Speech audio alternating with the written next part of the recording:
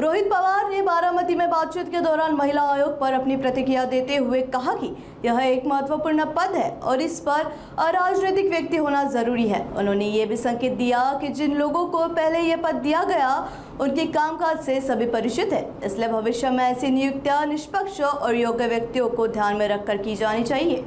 माजी IPS अधिकारी, ते सुद्धा महिला, माजी IAS अधिकारी, सामाजिक दृष्टिकोनातून चांगलं कार्य करणारे, ज्यांचा बॅकग्राऊंडवर कुठेही आक्षेप लोक घेऊ शकणार नाही, अशा लोकांना, स्वच्छ प्रतिमेच्या लोकांना आणि खास करून महिलांना जर महिला आयोगावर संधी दिली तर त्या नक्कीच तिथं काम करतील चांगलं, असा आम्हाला तिथं विश्वास वाटतो। पण तिथं जर राजकीय दृष्टिकोनातून मोटिवेटेड असणारे, ज्यांना राजकारण करायचंय, पदाचा स्वहितासाठी वापर करायचा, अशा व्यक्तीला बसून न्याय थोडी त्या ठिकाणी मिळणार आहे। तसंच महिला आयोगाबद्दल पण तोच मुद्दा आणि बाल आयोग पण आपल्याकडे आहे।